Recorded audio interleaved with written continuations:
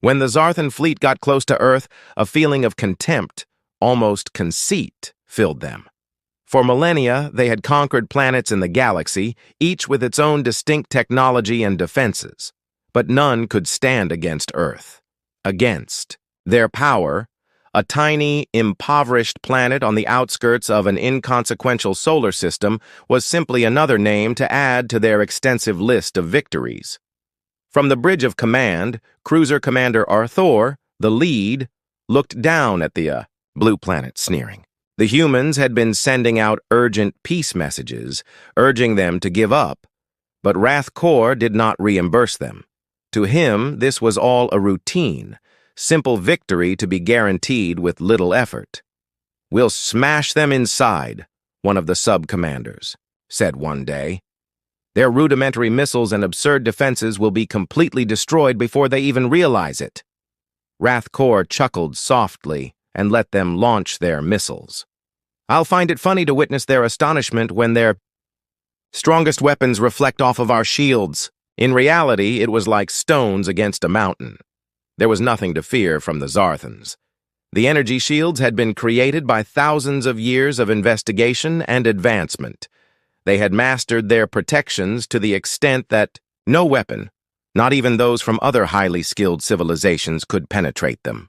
The rudimentary ballistic weapons of Earth were scarcely an issue as the fleet entered Earth's airspace. The Zarthans saw satellite photos, which were almost comical, showcasing vintage jets and tanks moving into place.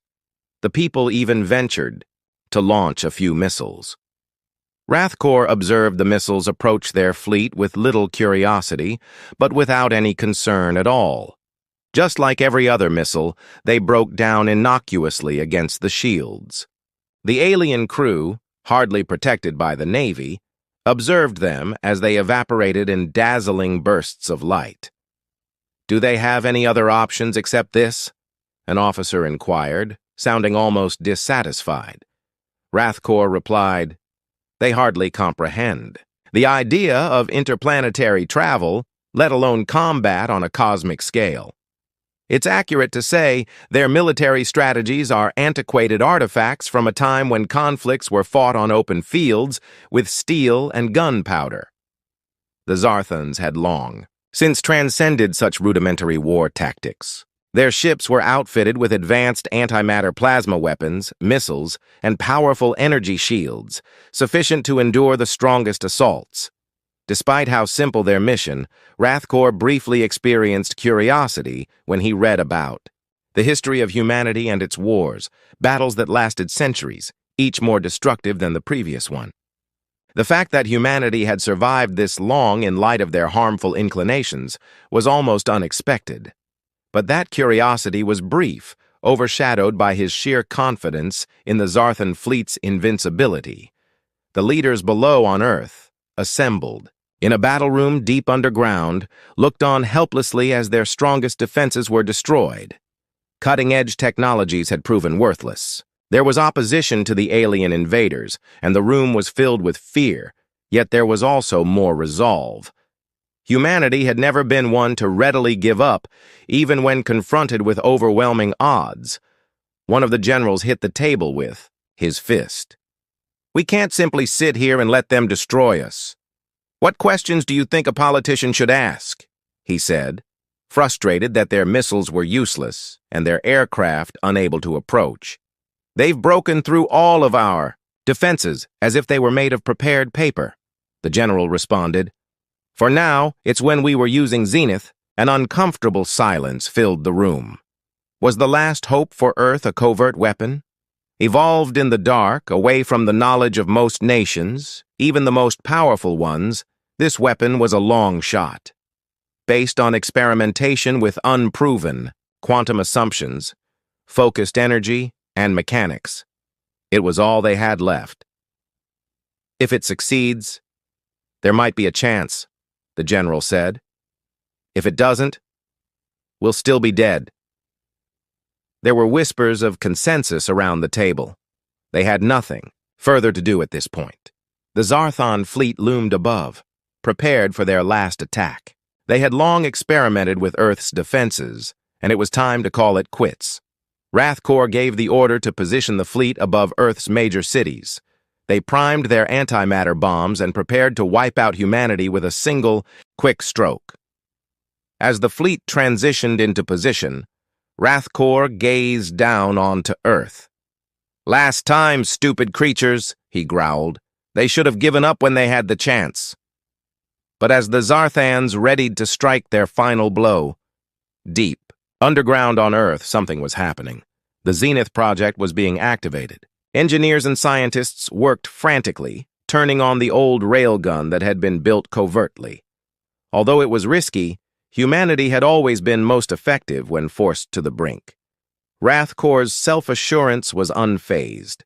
There was nothing humans could think of that would prevent their primitive behavior. Their armies had dealt with weapons, and their dreams were dashed. Victory was inevitable. But as time passed, Wrath Corps was blind to the faint trace of energy that had started to pulse from the planet's surface. The last shot had been fired by humans, and although the Zarthans were unaware, it was a shot that would alter everything. In the war room, all eyes were focused on the displays, illustrating the grim fate of Earth. The Zarthans had started their last approach, casting long shadows over the major cities. Time was running out. The final project of humanity, Zenith, was their last hope. "Is it prepared?" a scientist asked faintly, hiding the tremor of fear in their voice. The general responded, "We've been waiting for this moment for years. We need it now, don't we?"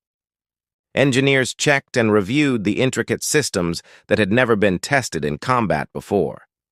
There had been concerns it might catch fire, but they had no choice. The Zarthans had ripped through Earth's defenses as though they were paper, and the most cutting-edge weapons on Earth had been ineffective. But the railgun was different. Built on experimental values only a few understood, using magnetic fields and gravitational pull in ways contrary to standard reasoning, it had the potential to provide more firepower in one shot than Earth's entire nuclear arsenal combined.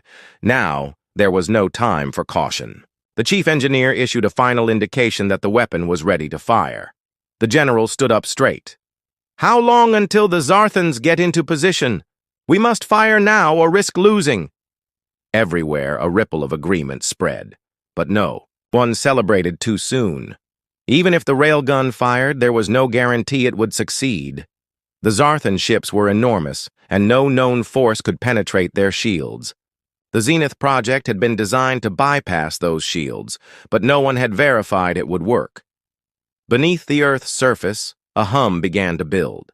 It was almost undetectable at first, then increased in volume, resonating through the ground. The energy surged as the railgun's charged capacitors pulled energy from hidden reactors. Lights flashed across the world as electricity grids were temporarily depleted to supply the weapon. The crescendo was reached, and then, without fanfare, the railgun discharged. It was nearly imperceptible in space, barely a narrow, hardly perceptible energy pulse rising from the planet's surface.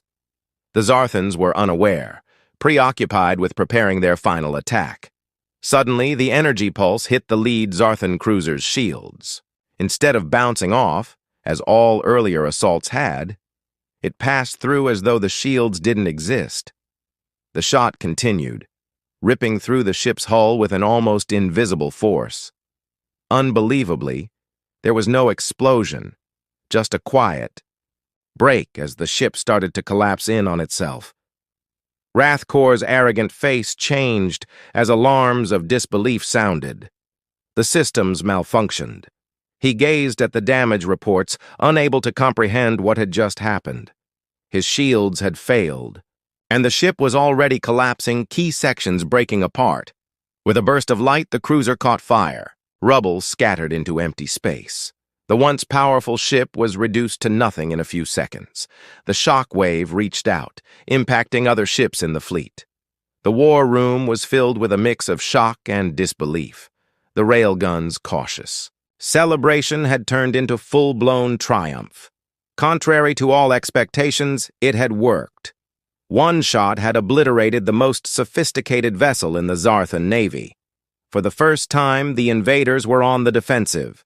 However, the battle was far from over. The Zarthan fleet, though shaken, still had dozens of warships in the sky. Each one could wipe out entire cities with a single volley. The second in command, now in charge after Wrath Corps' passing, gave panicked orders. They had been overconfident in their invincibility, but now they knew they faced a weapon that could hurt them. They couldn't risk losing any more ships. Despite its power, the railgun wasn't capable of rapid fire. It took time to recharge, and the Zarthans were moving their fleet to avoid it, preparing for a counterattack. Earth's forces had to hold the line long enough to fire again. The Zarthans, furious and determined, were getting ready for their full-scale attack. Earth's survival was in jeopardy. Above, the sky was filled with the dark outlines of Zarthan ships, casting long, menacing shadows over the cities below. Humanity had won one blow, but the battle was far from over. The Zarthans were not done yet, and the survival of Earth hung in the balance.